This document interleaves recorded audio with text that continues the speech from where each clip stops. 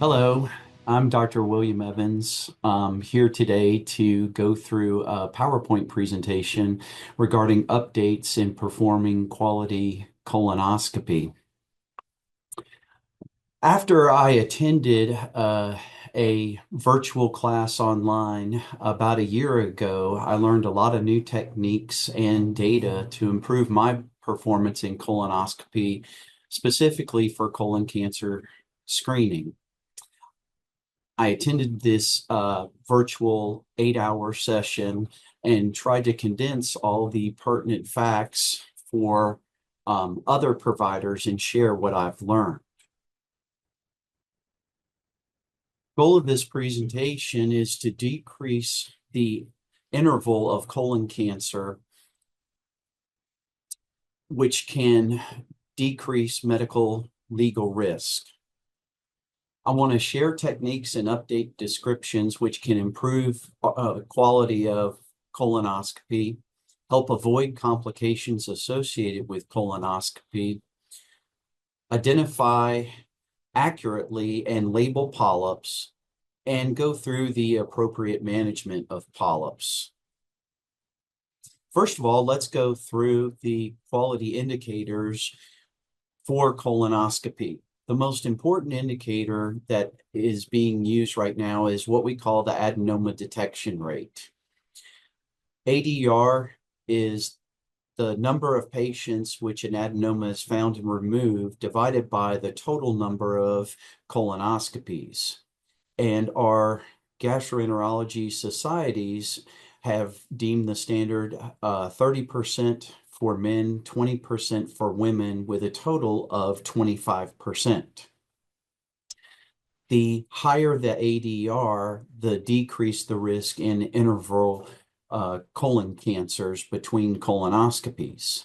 The second one is cecal intubation rate, and the current guideline is to have at least 95% of colonoscopies reaching the cecum, and it is recommended obtaining photo documentation of at least 2 pictures of the cecum, including the appendiceal orifice.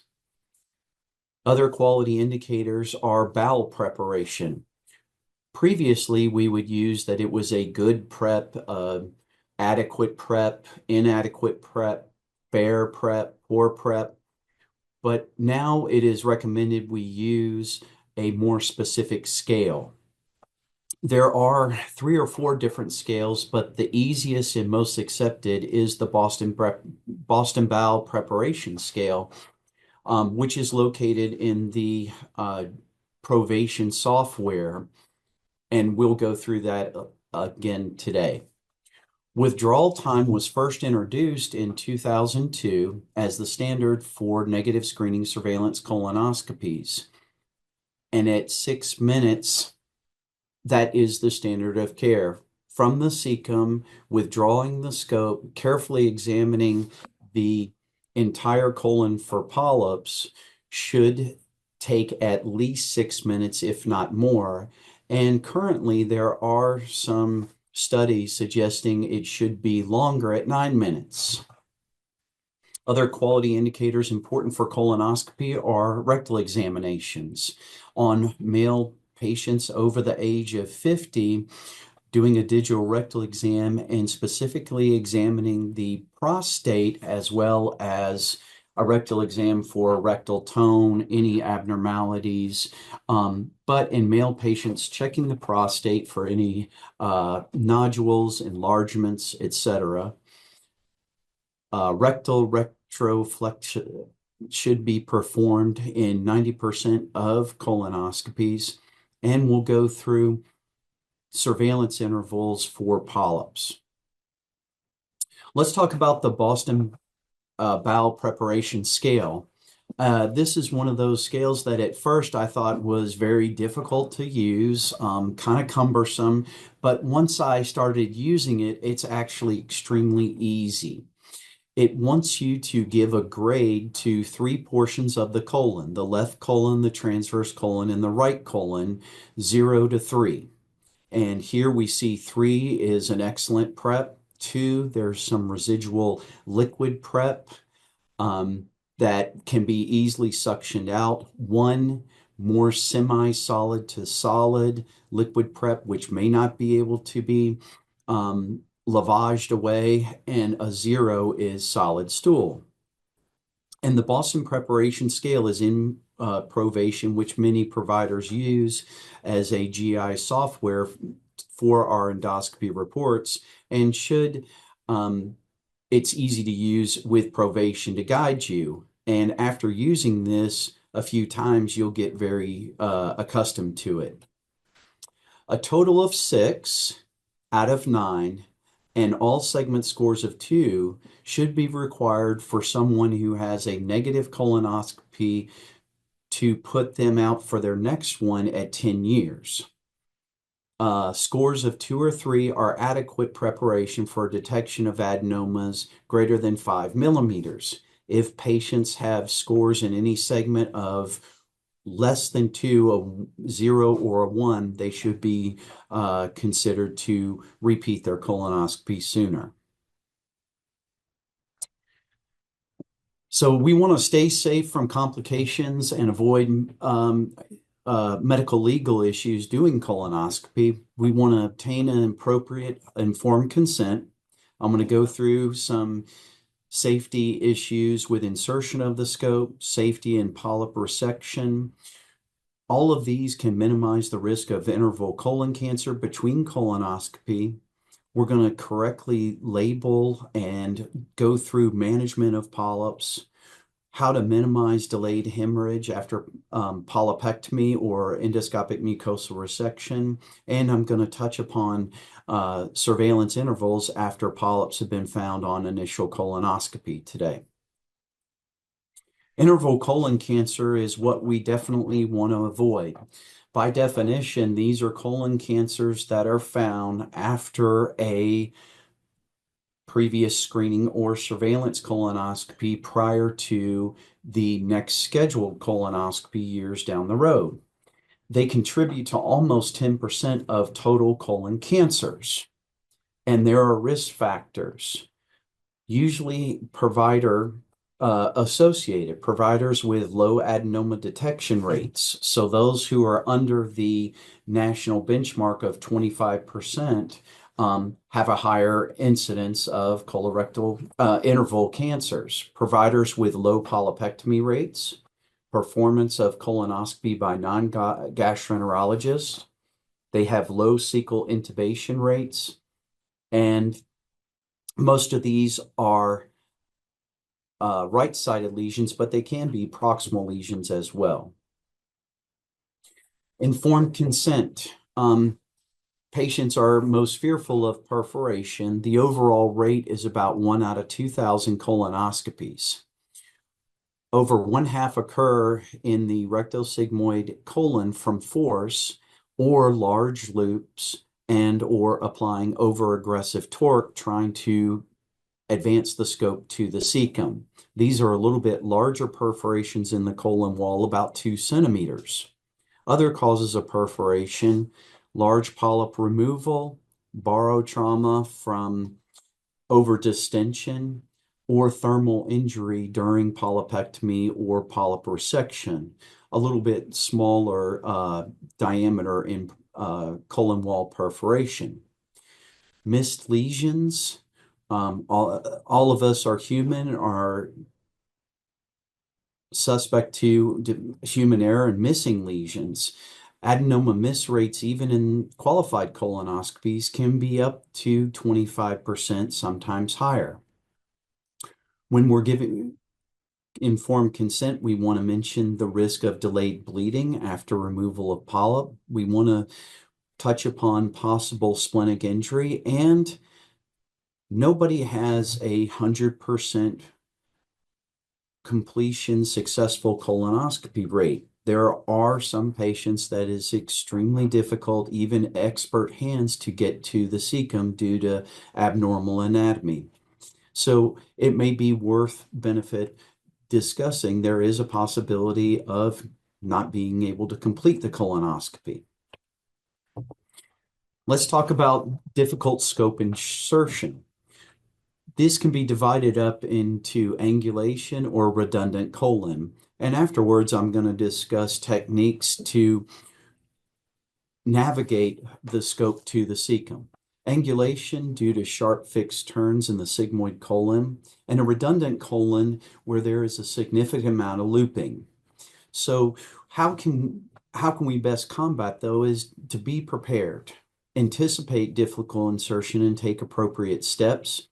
And this is done by taking a brief history with attention to abdominal surgeries, history of diverticular disease and diverticulitis, if the patient has any hernias, if patients are coming in for their second or third surveillance colonoscopy, if you can review previous colonoscopy reports. And then if you have a patient, you're not expecting either one of these issues, but they do have a very difficult insertion, make sure that you put in your report what the specific problem was that you encountered getting to the cecum, and as specific as possible, describe the maneuvers required for other providers performing future colonoscopies. So insertion injury, number one, never push against fixed resistance.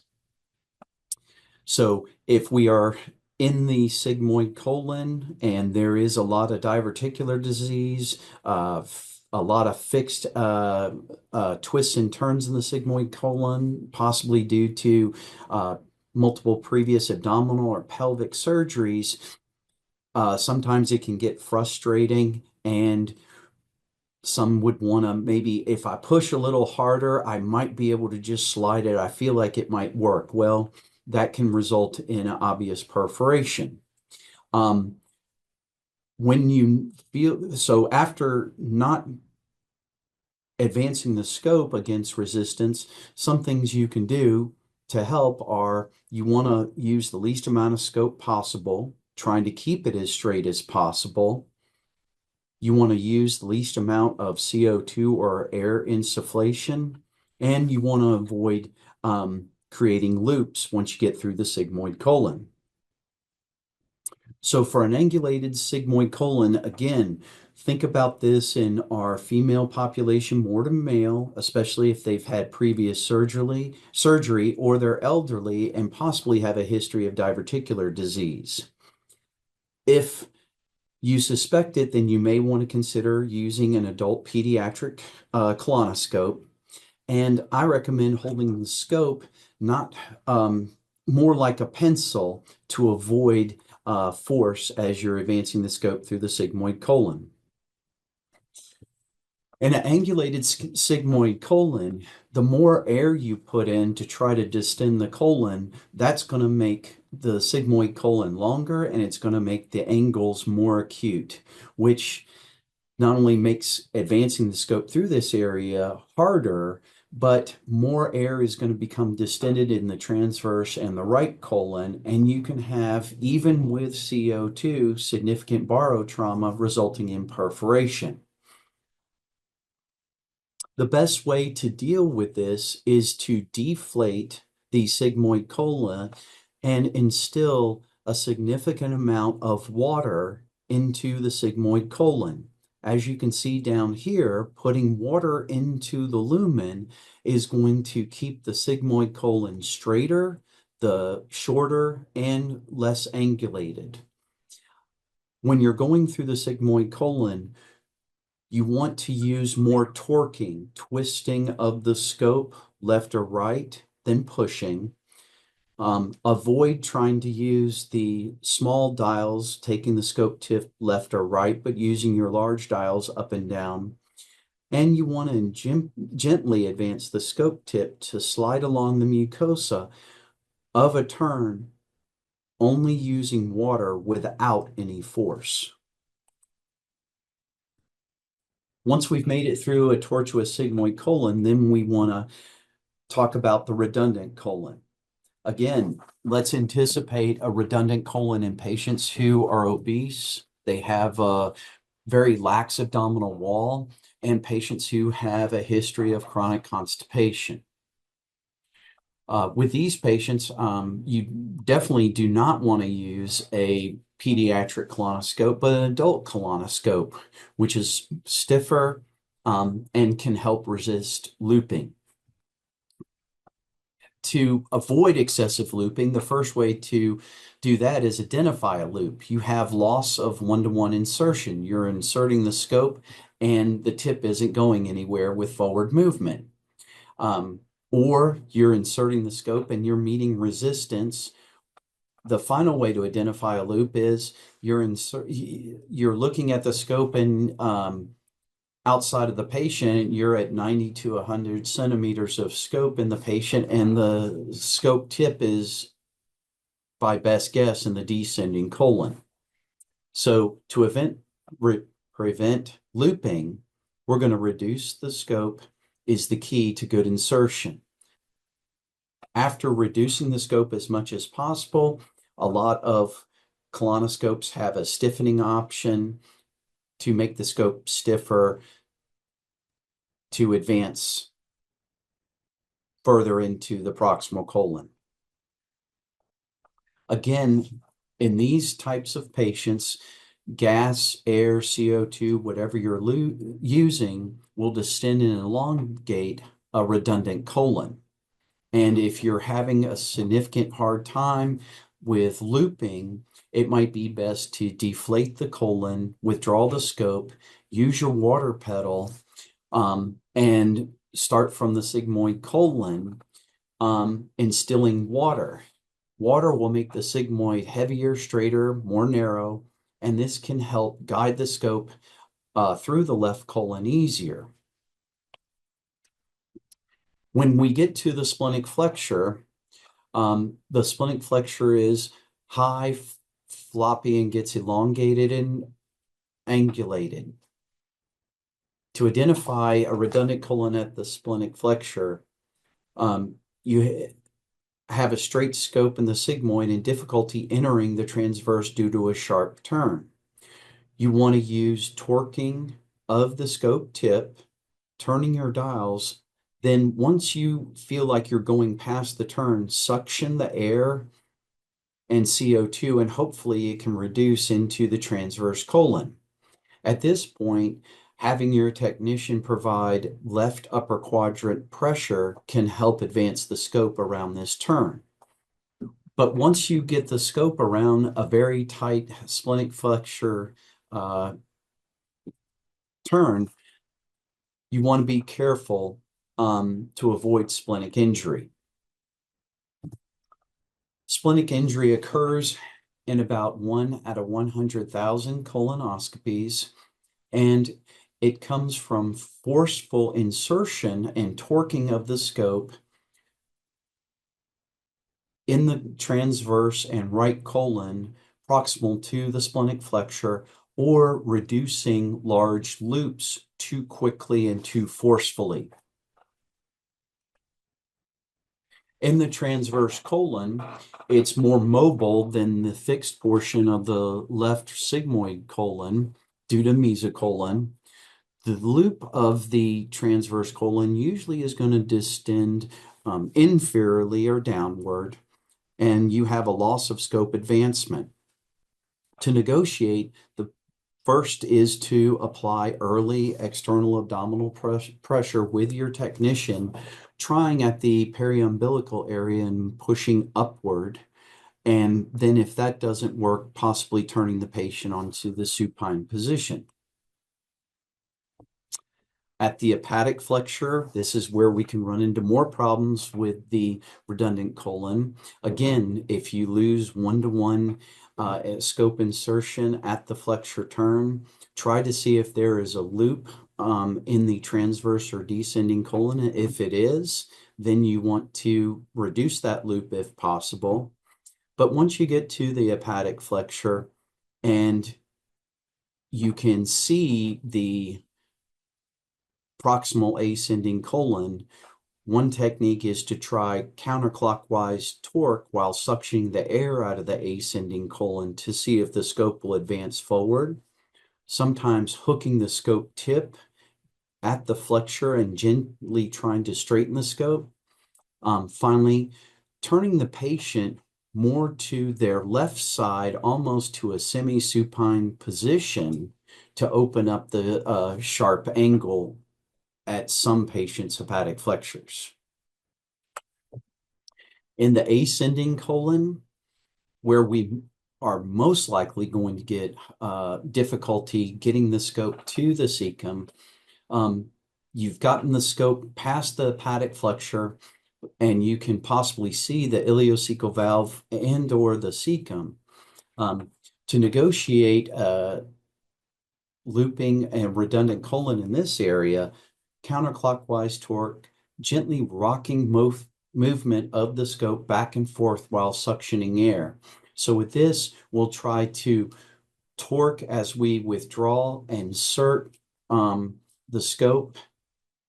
Sometimes pressure from even two providers is needed. My technique is to have one provider next to me on the patient's right side, pulling up from behind on the abdomen, and a second provider, usually in the transverse colon, and a second provider applying abdominal pressure in the left lower quadrant sigmoid area. If this doesn't work and the cecum is very close and visible, but you cannot intubate over the ileocecal valve, then consider changing the patient position to supine or even over to right lateral. Whenever you run into a redundant colon, give the staff specific directions regarding pressure location and direction. And this needs to be a communicated and coordinated effort. Applying pressure, then advancing the scope. If the scope doesn't advance, then withdraw the scope back to the previous initial position. Tell the technician to relax, and then try a different area to apply abdominal pressure and try again. Listen to the staff and allow them to adjust if they can feel the scope passing over their hands. Do not be afraid to ask for more help. Sometimes two providers are better than one. Be very careful with patients when you change their position to a supine position. Some patients especially have problems tolerating preps and have some nausea and vomiting with the second half of their split dose prep, so they might be prone to aspiration risk. And remember, sometimes pressure may impede progress of the scope, especially in the ascending colon. I've run into this where I'm applying pressure and the scope's not catching, the pressure's not catching the loop the scope's creating. I actually ask the patient, the technicians to stop applying pressure, and the scope will pass into the cecum. After all of these techniques are exhausted, sometimes you just can't get to the cecum, and not everybody can. Another option would be to try again on another day with water immersion, or refer to more experienced colleagues. So let's go through how can we maximize our adenoma detection rates and minimize our adenoma miss rates. The three basics to good colon withdrawal are exposing as much of the colon mucosa, cleaning, suctioning to clear out all residual debris. We must be diligent examining the mucosa for irregularities, flat lesions. And we'll go through this in another slide. When I was training for gastroenterology in my fellowship training back in 2001, 2002, we were taught to look for lumps or bumps in the colon, dome-shaped or pedunculated polyps.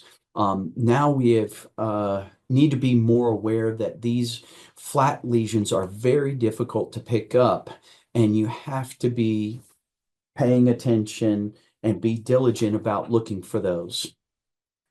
And everybody's going to have their own method, but most methods, including the three basics, exposing, cleaning, and suctioning, probing all of the sides of the haustral folds, the ileocecal valve, and doing your best to go back and forth at the flexures, trying to make sure you look behind around all the folds that you can. Um, Cleaning off areas and suctioning after cleaning to clean up all residual pools. Using good distension is critical, especially in the left colon where the air may not hold well. And if patients are releasing a lot of gas, I ask the technician to provide manual pressure to squeeze the buttocks closed to prevent the gas escaping, allowing good distension in the sigmoid colon. This has been known or was called the tush squish or the cricoid pressure, but can be very helpful. Um, Examine the right colon twice. A second exam of the right colon will increase polyp detection, and this can be done from forward view or retroflexion. And it is recommended to look from the hepatic flexure to the cecum 2 times. If the right colon is narrowed or angulated or a loop in the scope, then forward view will be probably your only option. But if the scope is straight without many loops, the right colon is wide, then colon retroflex exam, cecal retroflex exam is technically easier than forward view, and you will pick up polyps that are easily missed in forward view. 9-minute withdrawal has been shown in a multi-center randomized study of about 700 patients to be beneficial for picking up more adenomas. The adenoma miss rate was lower in 9-minute withdrawal, 11% versus 26%. Advanced adenoma miss rate was lower, 5% versus 47%. Multiple adenoma miss rate, lower in 9-minute, and high-risk adenomas was lower in 9-minute than 6-minute. So patients picking up probably smaller or flatter lesions, more indistinct lesions. So again, the more time you can take going through those techniques, looking over those harder areas, the ascending colon twice, the flexures, looking behind folds, distending the left colon, the more polyps we can find. So as I mentioned before, when I was doing my fellowship, we were looking for protrusions in the lumen of the colon. Now we want to be looking at the mucosa, not only for those perfusions, but for any abnormalities in the colon mucosa, which can alert us to flat polyps. I would encourage all providers, the larger the polyp, the longer time you need to carefully examine that polyp. Everybody should be taking multiple photos of these polyps, especially if they cannot fit into the screen. They're so large they can't fit into, the polyp can't fit into one photo. Take multiple photos. Providers should be using narrowband imaging if they have it. So we can use the NICE classification, which I will go through in detail. And the more specific you can be with your description about the location of the polyp, the number of folds the polyp is covering, the percentage of the luminal circumference it occupies, the more detail can help other providers with endoscopic resection. On one of our colonoscopes here, narrowband imaging is a simple click of a button here on a scope. Let's talk about different types of colon polyps. Adenomas are a little bit different in color, more distinct than the normal mucosa. They have an irregular vascular network. They don't have grooves. they're slightly friable, and there is a wall deformity or protuberance most of the time. Sessile serrated lesions are harder to see. These are going to be more of the flat nature, more indistinct. They are precancerous lesions, but in SSLs, they are 1/7 cancer is prevalent 1/7 that of adenomas of the same size. The sessile serrated lesions are more likely located in the right colon. They're very flat or only slightly raised, and they have a cloud-like appearance compared to an adenoma. Here you're seeing a polyp that is part adenoma, part sessile serrated lesion. The color, very similar to normal colon mucosa, could be a little red or even pale. The borders, a little harder to see. And also be looking for an area, what we call the mucus cap. You're trying to wash off some thickened liquid debris that's attached to the colon wall, and it doesn't seem to wash off very easily.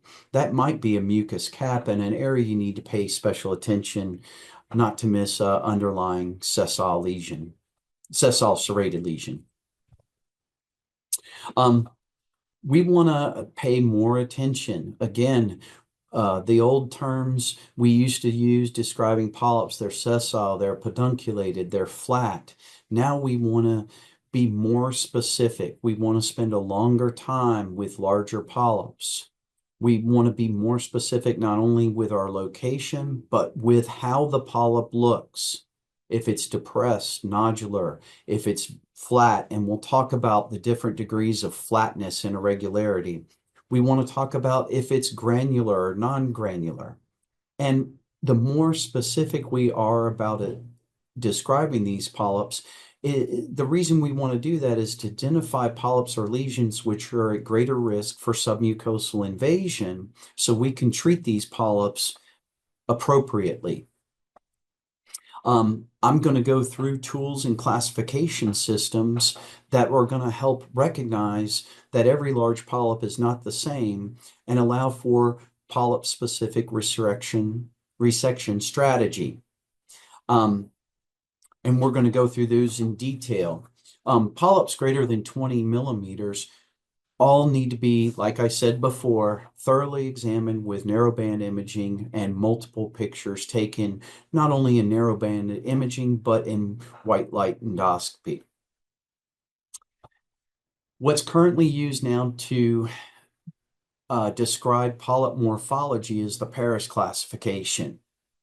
And you have 9 different pictures here, 9 different ways to describe Paris classification. And when I first saw this, I too thought, now I've got to learn 9 different things again to go through different polyps.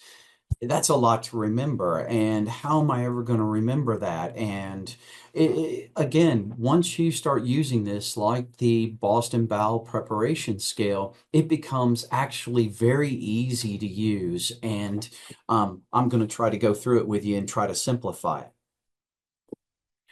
Paris classification, 90% of the polyps that we see are going to be Paris class 1. They're going to be polypoid lesions. They grow up off the wall of the colon. 1S, S is for sessile. 1P, P is for pedunculated. 1SP, they're a little bit mixed. Type 2 are non-polypoid lesions. They are your flat lesions, essentially. Type 3, it's an ulcerated lesion. So try to think of it as 1, 2, and 3. And you're going to be using the 1 if you use it most of the time. Only 10% of polyps are going to be flat. So this is where you're going to use your type 2, and then we're going to get more specific if those choose to. But Paris classification should be used. It is in the Provation software on how to describe flat lesions. What differentiates a 1S from a 2 is going to be how far the polyp is raised up from the colon mucosa. And a 1S, it is greater than 2.5 millimeters. A type 2 is less than 2.5 millimeters. 2.5 millimeters is about the width of a closed biopsy forceps. So if you put a biopsy forceps next to the edge of the polyp and the polyp is higher, it would be a type 1. If it's lower, then it's a type 2. Let's go into the NICE classification. This is used during narrowband imaging to distinguish type 1, type 2, or type 3. Type 1 are your hyperplastic polyps or your sessile serrated polyps. Type 2 are your adenomas. Type 3 are polyps that suggest submucosal invasion. And if you click on your narrowband imaging, and we have pictures to review down here, you're going to see that your type 1 are, as they describe, no vessels or isolated lacy vessels. Your type 2 have vessels in they're staggered throughout the polyp with pale areas in between. And your type 3 are your missing vessels. So if you are still uncomfortable, and a lot of people are using the NICE classification, trying to go through types 1, 2, and 3, I don't think this needs to be used on every single polyp and every single colonoscopy that you do to label every polyp that you remove. That would be that wouldn't be very time efficient. But most importantly is learning the features of a type 3. These are going to be seen, and we're going to go through the characteristics of polyps that suggest submucosal invasion. But learning type 3 is the most important. Here we have areas of missing or disrupted vessels. You have a non-uniform vascular pattern throughout the polyp.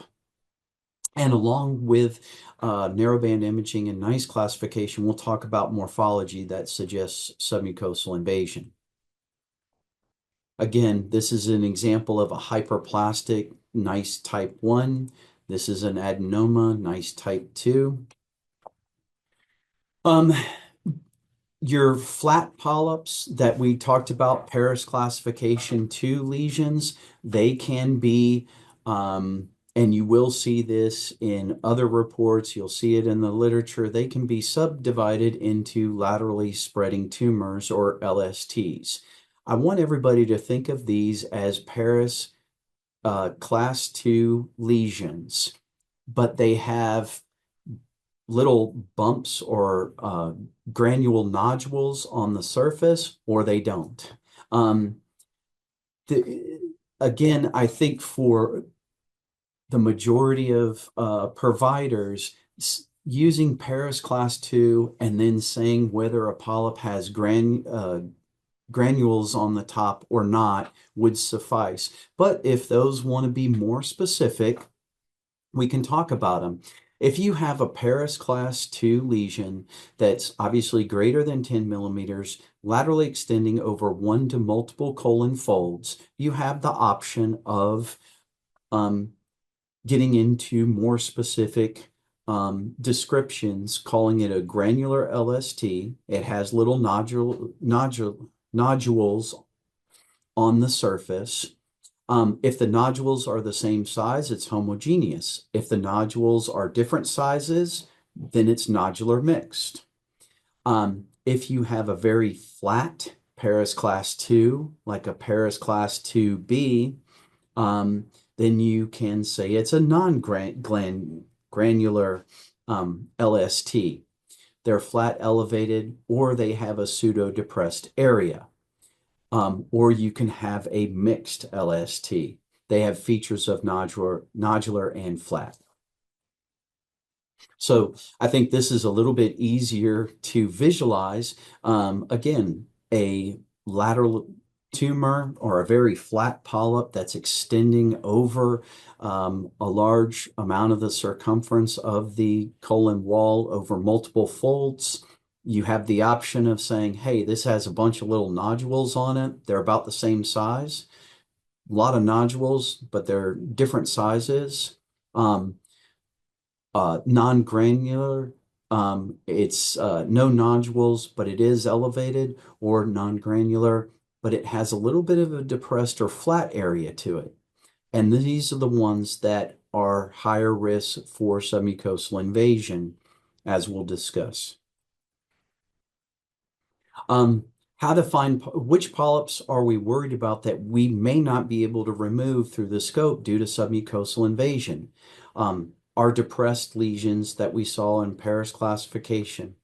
A Paris 2C that has a depression has 40% chance of malignancy in a 10 millimeter polyp, 90% in a 20 millimeter polyp or greater. Paris class 3, the ulcerated lesions, almost 100% have malignancy. Nice type 3, putting on our narrowband imaging, examining a polyp and seeing that typical type 3 pattern. Those have a higher risk of submucosal invasion. And again, our laterally spreading tumors, the one I want you to pay most attention to are the very flat one with a pseudo depression. About 30% might have malignant cells. So, just wanted to give you a few examples of how to classify these lesions. I would say this is a Paris 2A because it's flat, maybe even a 1S at certain areas. But as you get out to the lateral borders of this lesion, it's more of a 2A and maybe even a 2B.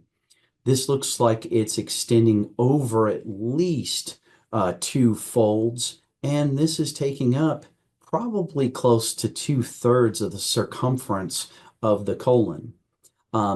If I want to identify it more, I'd say this is a laterally spreading tumor, mixed granular. Here's another polyp that we see. 1S component here, 2A here, 2B along the margin, 50% of the luminal circumference. I would say it's a mixed nodular LST if we were going to describe it further. Wanted to show you again, go through Paris 2B and 2C for morphology. Polyps that are more likely to have submucosal invasion are going to be difficult, if not impossible, to resect endoscopically. They may be more erythematous, very firm when you're trying to biopsy these lesions, especially around this edge here or in the central depression. They can cause fold expansion in certain areas. They bring the folds and cause a puckering appearance to them. They distort a normal fold. Obviously, this center is depressed, might even be ulcerated. Again, that's why we want to take more than one picture of a polyp. We want to take multiple pictures of a polyp. When we see this polyp, after taking this picture, we're going to examine it thoroughly with narrowband imaging. And other suggestions of submucosal invasion, not seen here as well, but you might see these small yellow palish specks or freckles around the edge of a polyp. We call that a chicken skin appearance around the base. Those might be dilated lymph vessels, again, indicating submucosal invasion.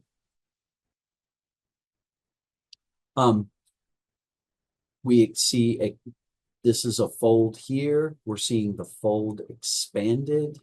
We're seeing this polyp looking more depressed here.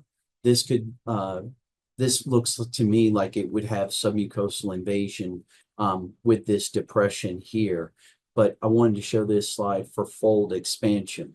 The fold's this thick here. Now we're this thick up here. Um, this is a Paris class 2 C with a depressed center here. We're seeing loss of vascular pattern. So nice type 3 morphology. Again, another example, we're seeing fold convergence, we're seeing fold expansion, we're seeing a depressed appearance to this polyp. This is a very characteristic polyp, Paris class 2C, 2A polyp, just minimally raised on the edges, but mostly depressed. So this polyp is has pretty much all the features, and if we turned on our narrowband imaging button, we probably see nice type 3 appearance. So this has just about all the features of submucosal invasion. We want to avoid resecting these polyps and saying that everything's okay, because the deeper the polyp goes into the submucosal layer, the higher the risk that there's going to be metastases to local lymph nodes. If you try to resect these, you're going to have difficulty cutting through invasive cancer. There's going to be a higher risk for bleeding. These tumors can be attached to the muscle layer, and so a higher risk of perforation. Sending these off may lead to understaging by our pathologists, and it's difficult for them to fully assess all of it if these lesions are not completely resected. Ulcerated lesions in type 2, type 3 vascular appearance. These are the ones that are most likely unresectable by any technique through the scope, whether it's endoscopic submucosal dissection or endoscopic mucosal resection. So our approach to large non-pedunculated polyps, again, we're going to use our criteria that I covered to suggest submucosal invasion, ulceration depression, whether it has a nodular component, type 3, nice under narrowband imaging, a Paris 2C, a Paris 3. Kudo pit pattern, also important, but I find it's more to learn and it's more difficult. And I want to keep this as simple as possible for all of our providers. JNET criteria is the Japanese criteria, which is an expansion of the NICE criteria. And again, I think just trying to identify the type 3 lesions. So if we have a large, flat, non-pedunculated polyp that has one or more of these features, if we're in the rectum, ESD is preferred. And I perform ESD procedures, and there are more providers throughout the country who are learning this technique. The rectum is a safer place to actually do endoscopic full thickness resection, even of the muscle layer, depending on the size of the polyp in the rectum. If it is in any other portion of the colon and the patient is a surgical candidate, then we want to refer them to surgery. If they do not have any features of submucosal invasion, if they're large serrated lesions, then we want to remove them with piecemeal cold snare polypectomy. Endoscopic mucosal resection. If they're adenomas less than 20 millimeters, then we can do cold snare polypectomy, hot snare polypectomy, EMR. If they're greater than 20 millimeters, then we want to resect these with EMR. All of these can be removed with endoscopic submucosal dissection. For polyps that have submucosal invasion that are not in the rectum, we want to tattoo these so our surgeons can find them. We want to take biopsies using MBI to target dysplastic or cancerous areas. After those biopsies are taken, it is recommended to tattoo 2 or 3 centimeters from the distal border of the polyp and document in the report. We don't need to tattoo for the rectum, the cecum, or even the ascending colon. When you can see the cecum and ileocecal valve, you can simply say the polyp was, 3 folds from the ileocecal valve. And tattooing, because tattooing injection of ink into the peritoneum has been shown to cause peritonitis, I wanted to share with how I was taught to tattoo appropriately. You want to approach the mucosa tangentially with a needle, and I load the needle with normal saline. We're going to inject 2 to 3 millimeters of the saline into the submucosal space. And once we get a nice bleb, we're going to leave the needle in place and we're just going to simply switch out our saline for spot or India ink. And we're going to inject 4 to 5 millimeters in 3 to 4 quadrants. That way we can ensure our surgeons will find the right location for resection. So as long as you're injecting into that submucosal bleb, you can inject quite a bit of India ink for our surgeons without worrying about the risk of peritonitis. Let's talk about how to polyp removal. Any lesion and all lesions less than 10 millimeters in size should be removed with a cold snare. And sometimes if you have flat lesions and the cold snare is in a tough location, the scope is, then cold biopsy forceps is good.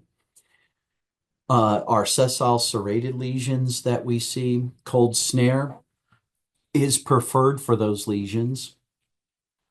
And if they're greater than 10 millimeters, piecemeal removal. Adenomas, 10 to 20%. Everybody was using hot snare for these lesions, but now that we have cold snares, and these are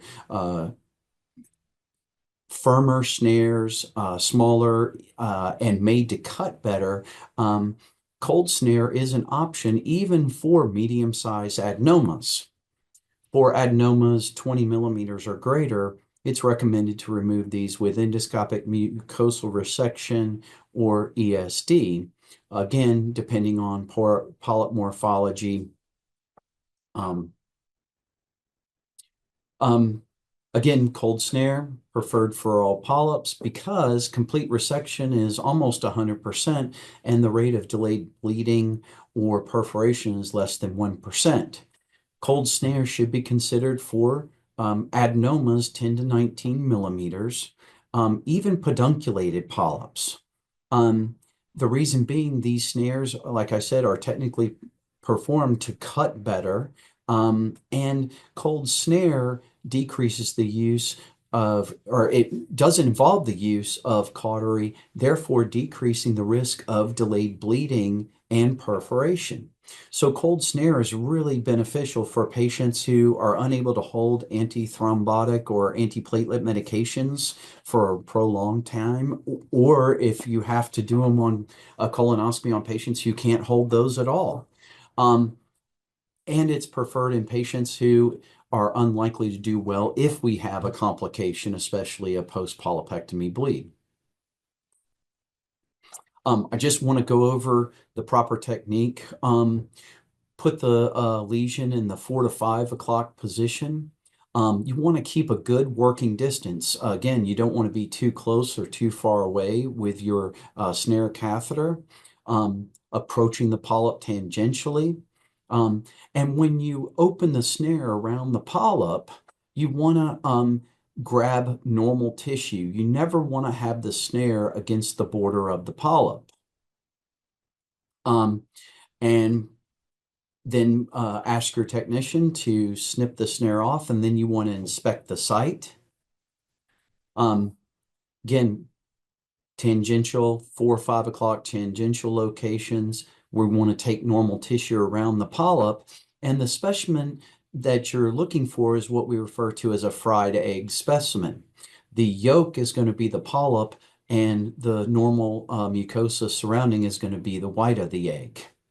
A lot of times after a cold snare polypectomy, you'll see this funky thing. And when I first thought, I didn't know it had a name and I wasn't sure what to call it.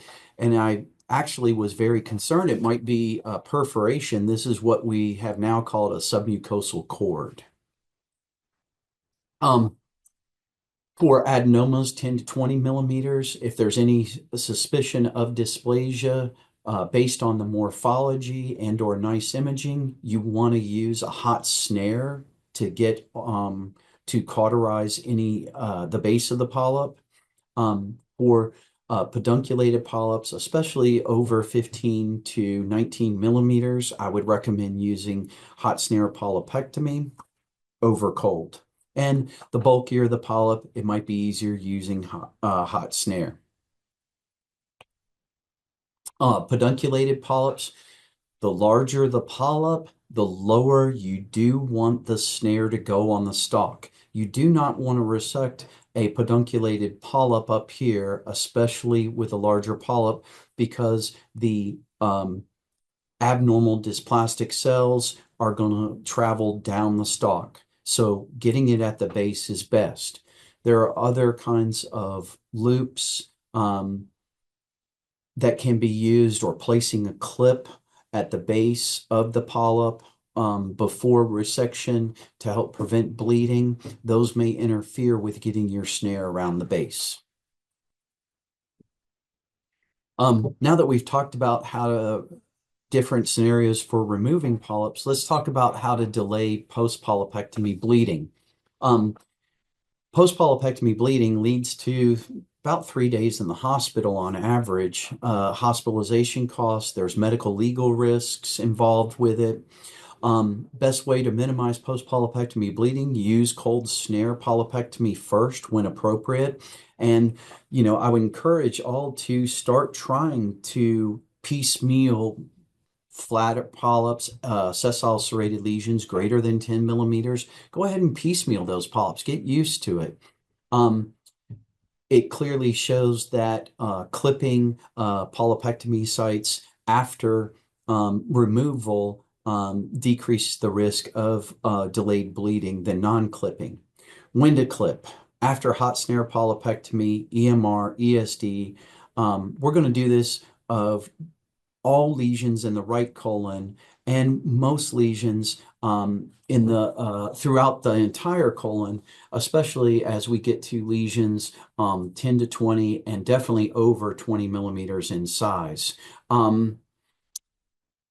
It's also recommended to clip the bases in patients who need to restart their anticoagulation sooner.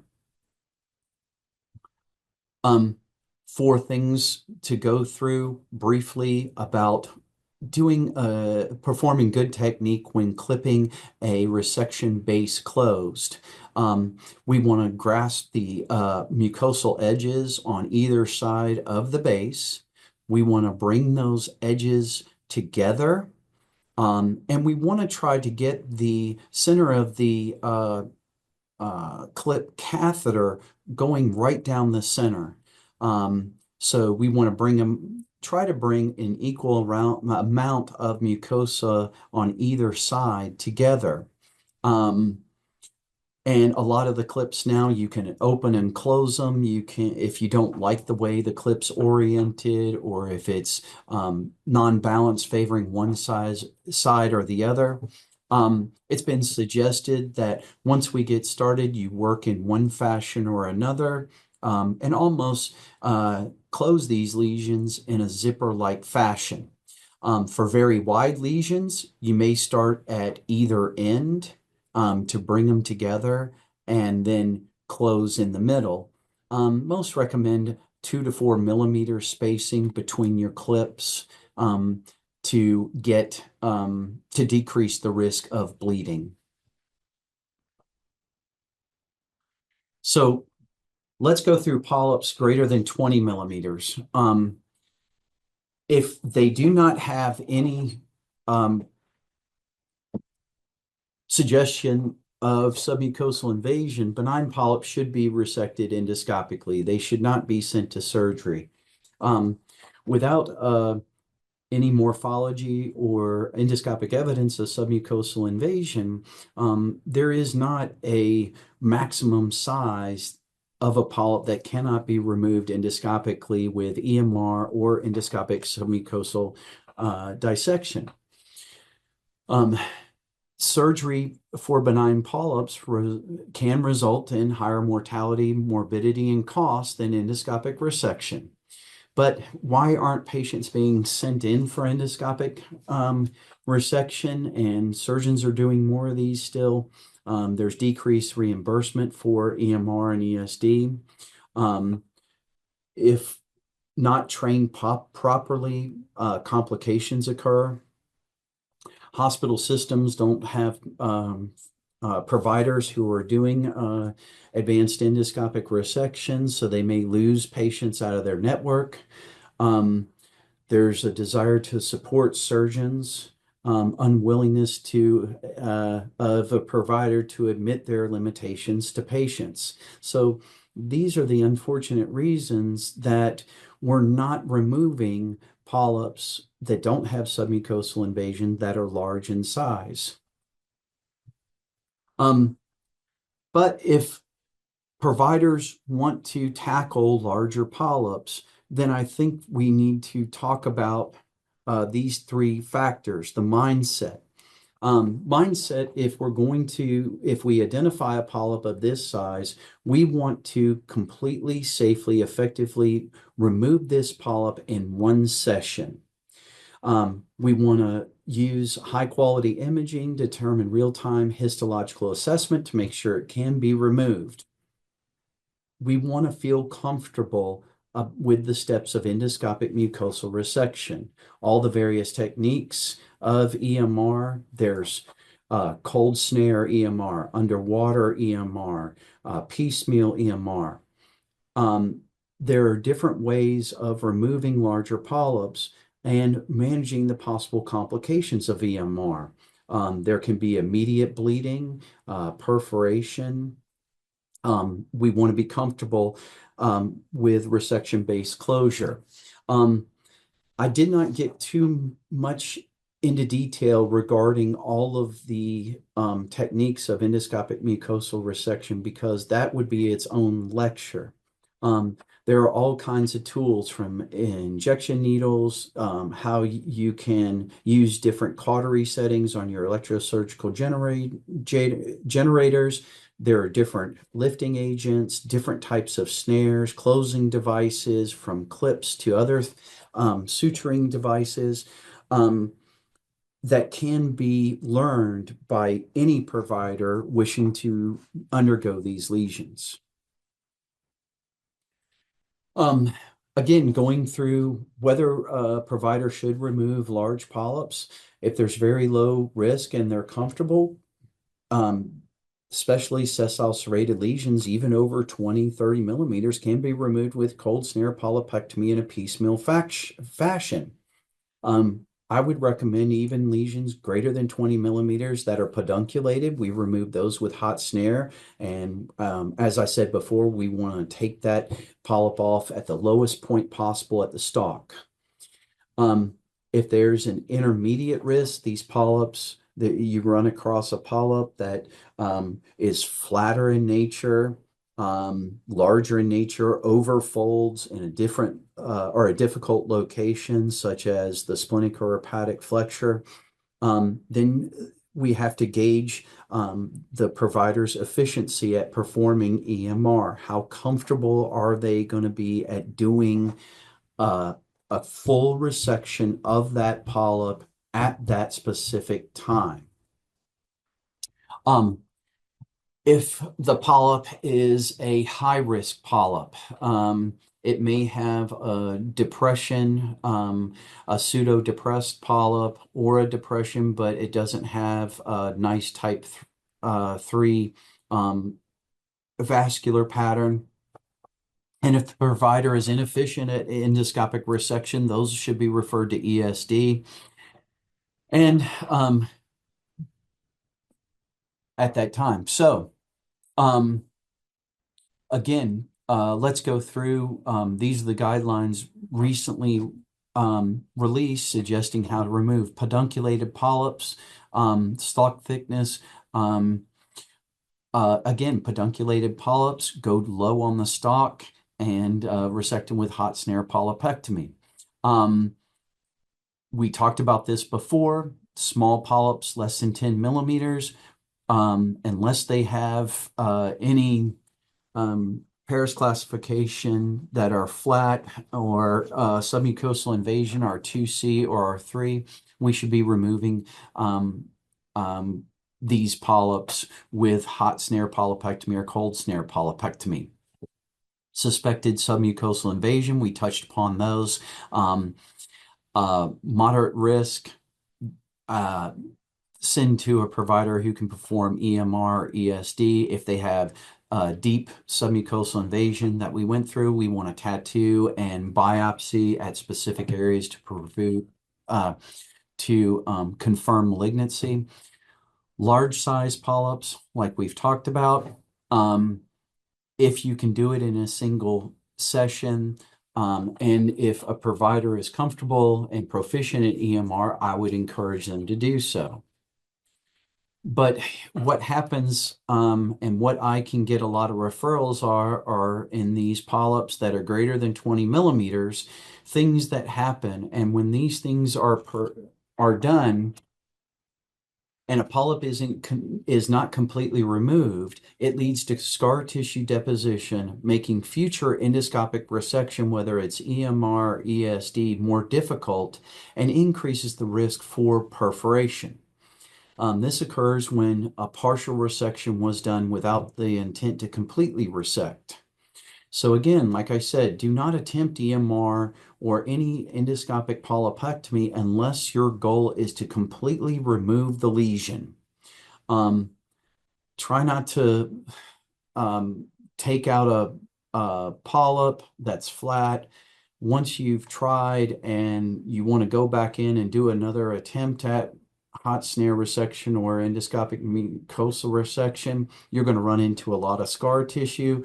Multiple attempts after make further endoscopic resection difficult. Please don't use a snare to biopsy a portion of the polyp, or I removed a section of polyp, because that area where you remove it will scar down, making removal of the remainder polyp difficult. Biopsying flat benign lesions, never biopsy at the edge because that makes it difficult to remove. Never biopsy a flat part of a polyp unless you suspect cancer, it's depressed, or has nice type 3 criteria. Like I told you, you do targeted biopsies, and don't biopsy a sessile serrated polyp unless you suspect it has cancer. So let's switch gears to newer future techniques and things that can improve everybody's adenoma detection rate. 9-minute withdrawal time. So I think 6-minute is now the standard, but from the one study that I went over with you, that might be going up to 9 minutes. So again, I would encourage everybody to take your time. And if you're taking your time, you're probably doing 6-minute withdrawal minimum every time you're doing a colonoscopy. Dual observation. I ask my staff in the room to be watching as I withdraw the scope. So once I tell the nurses and technicians, hey, we've made it to the cecum, I've obtained my minimum standard of 2 pictures to photo document my cecal intubation, then I'm going to withdraw, and I ask everybody to try to pay attention, help me spot polyps. Water exchange is a technique where you infuse a lot of water into the colon to distend the colon, and as you navigate the scope to the cecum, you'll suction out the water you infused, and it'll provide additional washing. That is a technique that may show benefit improving ADR. I'm going to briefly touch upon how artificial intelligence is helping doctors pick up on polyp detection. There are all kinds of different scope tip attachments and devices out there that can be also beneficial at getting behind folds in different difficult areas of the colon to expose those areas and discover polyps. Artificial intelligence, a recent systematic review and meta-analysis of almost 30,000 patients showed computer programs increase ADR by 20% and decrease miss rates by 55%. They increased the amount of adenomas found during colonoscopy. They didn't significantly prolong the procedures. And it even helped not only GI or fellows performing and training colonoscopy, but even expert endoscopists. So getting down to the end now, when you have a patient, they've had their initial screening colonoscopy and you have found different polyps, I want to review what is recommended by the guidelines for adequate interval for follow-up or repeat next colonoscopy.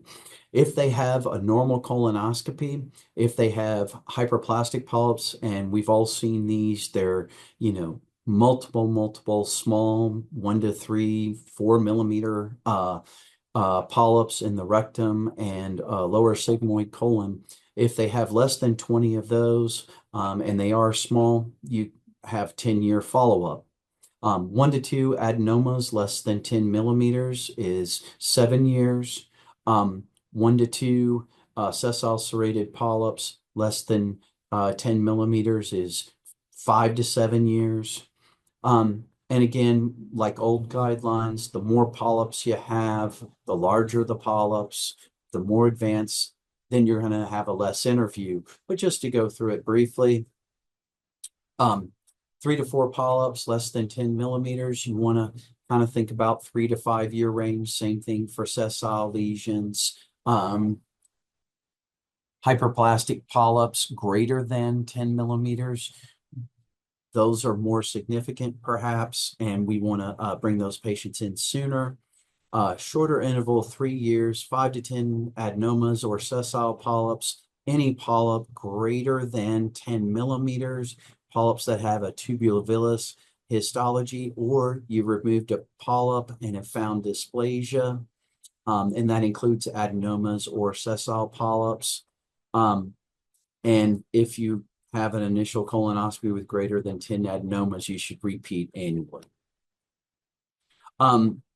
This has been condensed by the 3 gastroenterology societies in one sheet that I have hanging on the wall in my endoscopy unit to remind me if I need a reference.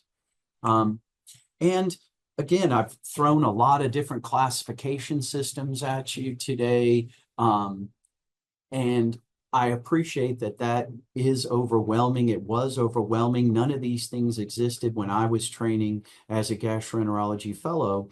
But these are used and been proven to improve all of our ability to perform a better quality colonoscopy.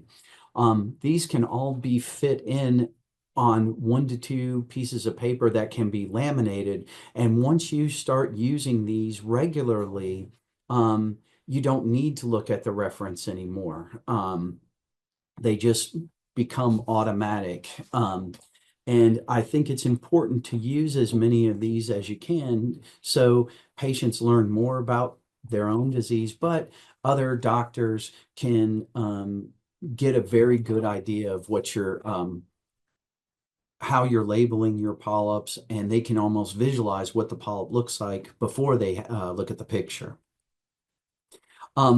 I just wanted to let you know, I know a lot of providers want to be successful at removing polyps regardless of the size. I can't get into all of the techniques and devices, tools, and management of endoscopic mucosal resection, but I just wanted to show, this is lapsed, but it was earlier this month, the ASGE has different webinars that will teach you how to perform EMR. So I would encourage those who are looking into increasing their skill set to remove these types of polyps to pursue education course.